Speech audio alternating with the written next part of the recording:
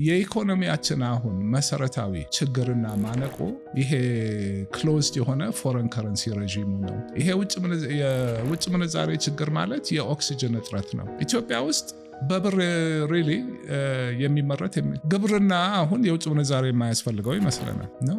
ሲድ ይፈልጋል፣ ፈርቲላይዘር ይፈልጋል፣ ፔስቲሳይድ ይፈልጋል፣ ኮመርሻል ለማድረግ ትራክተር ይፈልጋል፣ ጎማ ይፈልጋል፣ ነዳጅ ይፈልጋል። ግብርናውም ፎሬን ኤክስቼንጅ ማኒፋክቸሪንግ እርሳው እንዳለ ነው። ሰርቪስ ሴክተሩ ብዙ ኢቨን አሁን ኦንላይን ምናምን የሚሰራ ሰው ክላውድ ሰርቪስ ውጭ መክፈል አለበት አለ። ውጭ ጓደኛ ክሬዲት ካርድን ፈልጎ ምናምን። ውጭ ምንዛሬ የለንም ማለት እዚህ ኢኮኖሚ ውስጥ ማለት ገንዘብ የለንም ማለት ነው። ብሩ ስላለን ምንም ማለት አይደለም። ይሄ ደግሞ እጥረት የፈጠረው የፖሊሲያችን ነው። ኦኬ ገበያ ወይ የገበያ ኢኮኖሚ ነህ ወይ አይደለህም። መሃል ቤት ከሁለቱም አትሆንም።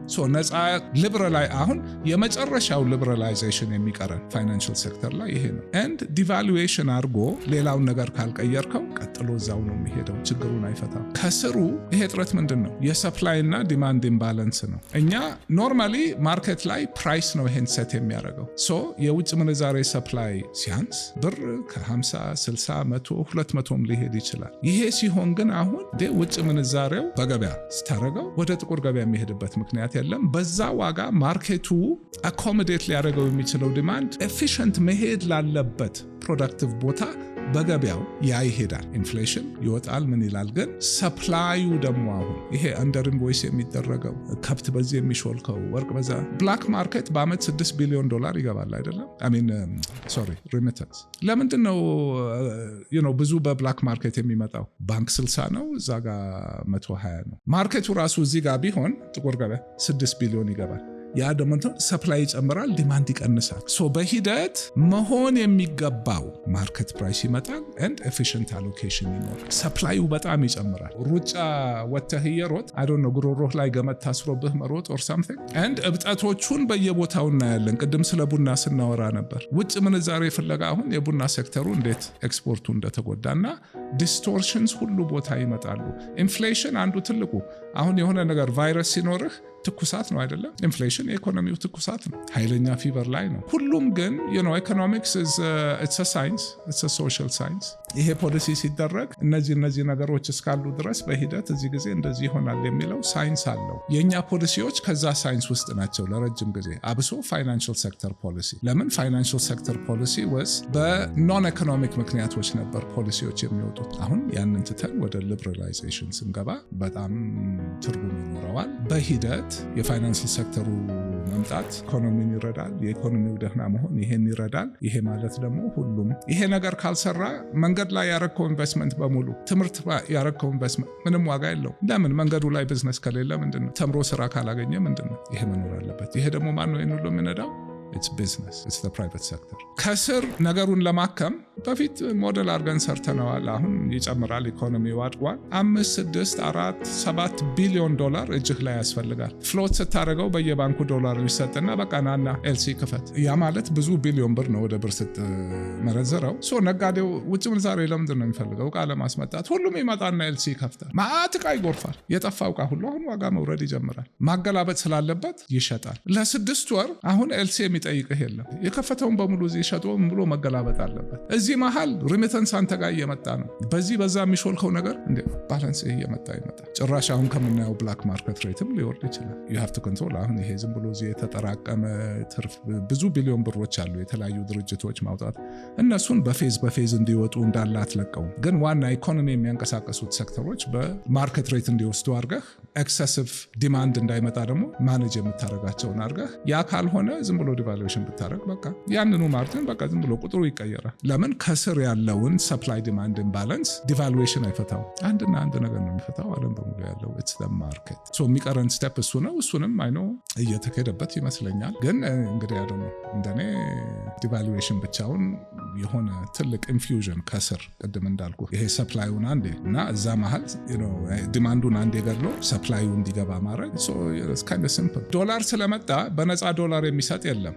የኢትዮጵያ ነጋዴ ተሰብስበው አሁን ዛሬ ባንክ ቢከፈት ስንት ብር ይዞ ሊመጣ ይችላል? የሚቀጥለው ወር ውስጥ ከየት ነው የሚያመጣው? ዝም ብሎ ይሄ ቁጭ ያለ ብር ምን 4 ቢሊዮን $5 billion እሱ that's the price you pay። ዲማንዱን ትገለዋለህ፣ ጸጥ ታደርገዋለህ ለተወሰነ ጊዜ፣ ከዛ መምጣት ይጀምራል ይሄ በሙሉ የሚሾልከው። ከዛ እነዚህ ሰዎች ሸጠው ሲመለሱ በቃ ማርኬቱ ዲተርሚን እያደረገው ይሄዳል። እና እንትን ማከሚያዋ የመጀመሪያዋ ትልቅ አንቲባዮቲክ ያቺ ገንዘብ መኖር አለባት ቫይረሱን ለመግደል። ከዛ በኋላ ኢሚዩን ሲስተም ራሱ ይዞት ይቀጥላል። ኢኮኖሚ was much smaller $4 to $6 billion ነበር። አሁን ብዙ ነው ግን ሙሉውን ባይኖርም it's an estimate one way or another። በቃ አቅምህ ያን ብቻ ከሆነ እንደዚህ አይነት ነገር ደግሞ IMFም ሌላውም ጥሩ ፖሊሲ እንደሆነ ስለሚያውቁ ይረዱሃል። ሌላም ሀገር ይረዳሉ። ለዚህ ሲሆን ባላንስ ኦፍ ፔመንት ሰፖርት ግዴታ ነው። አንተ አሁን ታመሃል፣ መርፌ ፈራለሁ ማለት አትችልም። ኪሞቴራፒ ፈራለሁ ማለት አትችልም። መዳን ከፈለግ ኪሞቴራፒው እኮ ያው ሴሎችህን እየገደለ ነው የሚያድንህ። የዓለም ሀገሮች በሙሉ ሁሉ ሰርተውት እኛ ከተወሰኑ በቃ ሪሊ አብረን መሰለፍ ከሌለብን ሀገሮች ጋር ሮንግ ፖሊሲ ይዘን ተሰልፈናል። እንትን ነው እኛ ሁሌ አንድ ነገር ሳይኔ ምን ሊሆን ይችላል ብዬ ፖዚቲቭን ነገር እዛ ላይ ነው ጭንቅላት የሚሰራው። እኛ ሀገር ሁሉ ነገር ገና አዲስ ነገር ሲመጣ ሁሌ የመጀመሪያው ችግሩ ይሄ ቢመጣስ ከዚህ ስንወጣ እኮ ቤታችን መግባታችን እንጃ፣ ግን መኪና ውስጥ ገብተን ወደ ቤት እንሄዳለን። ይሄ ዓለም በሙሉ የሄደበት መንገድ በጃንሆይ ጊዜ $1 2 ብር ነው። ተነቃንቆ ያውቅ ስለ ዶላር በቃ ብር ዶላር ነበር። ኦኬ ያኔ ሌላ ታሪክ ነው። ሰውን እንዴት ነው አፕሪሄንሲቭ፣ ሁሌ ስጋት፣ ሁሉን ነገር በስጋት እንደ ሰው ምን ጀነራል ቢዝነስ ብቻ አይደለም እንድና የሚያደርገን ምንድን ነው? አንድ ነገር ነው፣ የተፈጥሮ ኢንስቲንክታችን ነው። ፌር ነው። ፌሩ ከየት ነው የሚመጣው? ካለማወቅ። የሰው ልጅ ናቹራል ሶፍትዌር ፕሮግራሚንጉ አንሰርተንቲ አይወድም። ለምን? ሁሌ ስጋት ነበር። የማያውቀው ነገር ሲመጣ በጥርጣሬ ነው። ይሄ ነገር መርዝ ነው አይደለም፣ ይበላኛል፣ በላዋለው። አለማወቅ ስለ አንድ ነገር ናቹራል ኢምፓልስ መስጋት ነው። እዚህ ሀገር ብዙ ሰው አንደኛ አሁን በቃ እንዴት ነው ፍሪ ማርኬት አይቶ የሚያውቅ ሰው የለም። ሪሊ የመንግስት ሮል ኢኮኖሚው ላይ ወሳኝ፣ መንግስት የሀገር ኢኮኖሚ ጠባቂ እንደሆነ፣ የመንግስት ልማት ድርጅቶች ወደ ግል መዞር የለባቸውም ወዘተ የሚለው የለመድነው ትክክለኛው ነገር ባይሆንም የለመድነው ነገር ስለሆነ እሱ ይቀየር ይባል ወደ ስጋቱ ነው የምንሄደው። እነዚህ ነገሮች ሁሉ የሚጠቅሙን ናቸው፣ ችግር የላቸውም አይደለም፣ ግን ጥቅማቸው በጣም ከሪስካቸው ስለሚያመዝን ለኔ ይሄ ክርክር አሁን ያልከው በአንዴ ቢሆን እንዲህ ቢሆን ያለማወቅ ነው። ነገሩን ዝርዝር አድርጎ ብትን አድርጎ አለማወቅ ምን ያደርግሃል? እንድትሰጋ ያደርጋል። ኤክስትሪም ኤግዛምፕል 1 እና 1 2 እንደሆነ ሰው አስተያየት መስጠት መብት የለውም። ኦኬ መኪና መንዳት በቀኝ የሚነዳበት ሀገር ላይ በቀኝ መንዳት መነጋገር የለብንም። እኛ አሁን ለመጀመሪያ ጊዜ መንገድ ስንሰራ በቀኝ መንዳት ምንድነው ስገዋል? ሁሉም በዛ ከሆነ የሚነዳው ያ ነው። ስርዓት አለው። እና እነዚህ ነገሮች ያው ከታሪካችን ስለጠፉ ብዙ አብሶ ወጣቱ ደግሞ ስላላያቸው አሁን ያለው ነገር ዓለም እንዲህ ናት ብሎ ስለሚያስብ ጥሩ ለውጥ እንኳን ሲመጣ እንዴ የሚል ነገር አለ። እኔ ምንም እንደሱ አይነት ነገር የለኝም። ቢቻል ነገ ጠዋት ማድረግ ነው።